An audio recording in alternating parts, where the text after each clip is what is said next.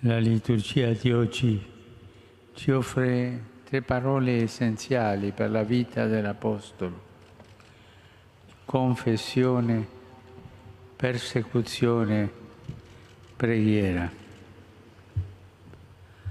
La confessione è quella di Pietro nel Vangelo, quando la domanda del Signore da generale diventa particolare.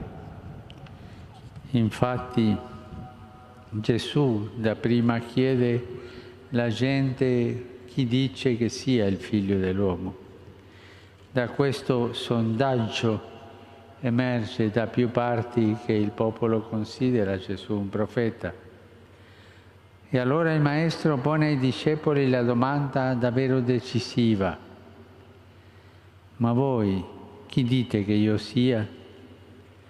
A questo punto risponde solo Pietro: tu sei il Cristo, il Figlio del Dio vivente. Ecco la confessione: riconoscere in Gesù il Messia atteso, il Dio vivente, Signore della propria vita. Questa domanda vitale Gesù la rivolge oggi a noi, a tutti noi, in particolare a noi pastori. È la domanda decisiva davanti alla quale non valgono risposte di circostanza, perché è un gioco la vita. È la domanda della vita, chiede una risposta di vita, perché a poco serve conoscere gli articoli di fede se non si confessa Gesù Signore della propria vita. Oggi Egli ci guarda negli occhi e chiede: chi sono io per te? Come a dire: sono ancora io il Signore della tua vita, la direzione del tuo cuore, la ragione della tua speranza, la tua fiducia incrollabile? Con San Pietro anche noi rinnoviamo oggi la nostra scelta di vita come discepoli e apostoli. Passiamo nuovamente dalla prima alla seconda domanda di Gesù per essere Suoi, non solo a parole, ma con i fatti e nella vita. Chiediamoci se siamo cristiani da salotto, che chiacchierano su come vanno le cose nella Chiesa e nel mondo, oppure apostoli in cammino che confessano Gesù con la vita perché hanno Lui nel cuore. Chi confessa Gesù sa che non è tenuto soltanto a dare pareri, ma a dare la vita. Sa che non può credere in modo tiepido, ma è chiamato a bruciare per amore.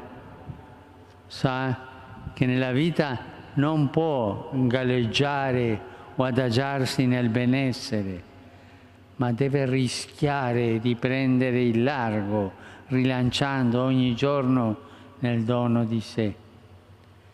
Chi confessa Gesù fa come Pietro e Paolo, lo segue fino alla fine, non fino a un certo punto, ma fino alla fine, e lo segue sulla sua via, non sulle nostre vie.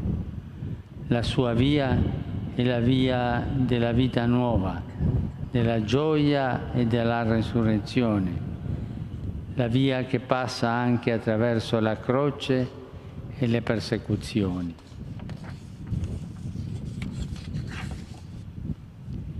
Ecco la seconda parola: persecuzioni. Non solo Pietro e Paolo hanno dato il sangue per Cristo, ma l'intera comunità agli inizi è stata perseguitata, come ci ha ricordato il libro degli Atti degli Apostoli. Anche oggi in varie parti del mondo, a volte in un clima di silenzio, non di rado, silenzio complice. Tanti cristiani sono emarginati, calunniati, discriminati, fatti oggetto di violenza anche mortale, spesso senza il doveroso impegno di chi potrebbe far rispettare i loro sacrosanti diritti. Vorrei sottolineare soprattutto quanto l'Apostolo Paolo afferma prima di essere, come lui scrive, versato in offerta. Per lui vivere era Cristo e Cristo crocifisso, che ha dato la vita per lui. Così da discepolo fedele Paolo ha seguito il Maestro offrendo lui anche la vita.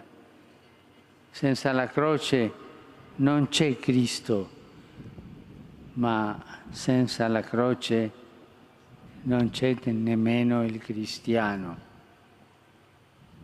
Infatti è proprio della virtù cristiana non solo operare il bene, ma anche saper sopportare i mali, come Gesù. Sopportare il male non è solo avere pazienza e tirare avanti con rassegnazione. Sopportare e imitare Gesù e portare il peso, portarlo sulle spalle per Lui e per gli altri e accettare la croce andando avanti con fiducia, perché non siamo soli. Il Signore crocifisso è risorto e con noi. Così con Paolo possiamo dire che in tutto siamo tribulati, ma non schiacciati, sconvolti, ma non disperati, perseguitati, ma non abbandonati. Sopportare è saper vincere con Gesù alla maniera di Gesù, non alla maniera del mondo. Ecco perché Paolo, lo abbiamo sentito, si ritiene un vincitore che sta per ricevere la corona e scrive: ho combattuto la buona battaglia, ho terminato la corsa, ho conservato la fede. L'unica condotta della sua buona battaglia è stata vivere non per se stesso, ma per Gesù e per gli altri. Ha vissuto correndo, cioè senza risparmiarsi, anzi consumandosi. Una cosa dice di aver conservato, non la salute, ma la fede, cioè la confessione di Cristo. Per amore suo ha vissuto le prove, le umiliazioni e le sofferenze che non vanno mai cercate ma accettate. E così nel mistero del dolore offerto per amore, in questo mistero che tanti fratelli perseguitati, poveri e malati incarnano anche oggi, risplende la forza salvifica della croce di Gesù. E la terza parola è preghiera. La vita dell'Apostolo che sgorga dalla confessione, sfocia nell'offerta, scorre ogni giorno nella preghiera. La preghiera è l'acqua indispensabile che nutre la speranza e fa crescere la fiducia. La preghiera ci fa sentire amati e ci permette di amare, ci fa andare avanti nei momenti bui, perché accende la luce di Dio. Nella Chiesa è la preghiera che ci sostiene tutti e ci fa superare le prove. Lo vediamo ancora nella prima lettura. Mentre Pietro era tenuto in carcere, dalla Chiesa saliva incessantemente Dio una preghiera per lui. Una Chiesa che prega, è custodita dal Signore e cammina accompagnata da Lui. Pregare e affidargli il cammino perché se ne prenda cura. La preghiera è la forza che ci unisce e sorregge, il rimedio contro l'isolamento e l'autosufficienza che conducono alla morte spirituale. Perché lo spirito di vita non soffia se non si prega, e senza preghiera non si aprono le carceri interiori che ci tengono prigionieri. I santi apostoli ci ottengano un cuore come il loro, affaticato e pacificato dalla preghiera. Affaticato perché chiede, bussa e intercede, carico di tante persone e situazioni da affidare, ma al tempo stesso pacificato perché lo Spirito porta consolazione e fortezza quando si prega.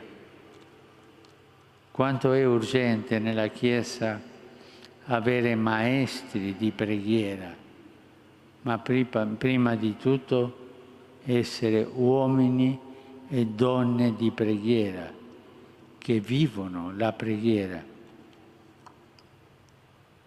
Il Signore interviene quando preghiamo. Lui che è fedele all'amore che gli abbiamo confessato e ci sta vicino nelle prove. Egli ha accompagnato il cammino degli Apostoli e accompagnerà anche voi, cari fratelli cardinali, qui riuniti nella carità degli Apostoli che hanno confessato la fede con il sangue.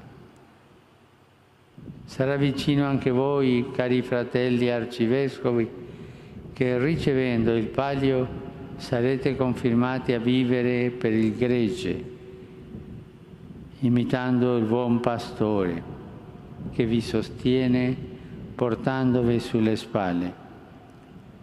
Lo stesso Signore che ardentemente desidera vedere tutto riunito il suo gregge, benedisca e custodisca il patriarca ecumenico e anche la delegazione del patriarcato ecumenico. Benedica il caro fratello Bartolomeo che l'ha inviata in segno di comunione apostolica.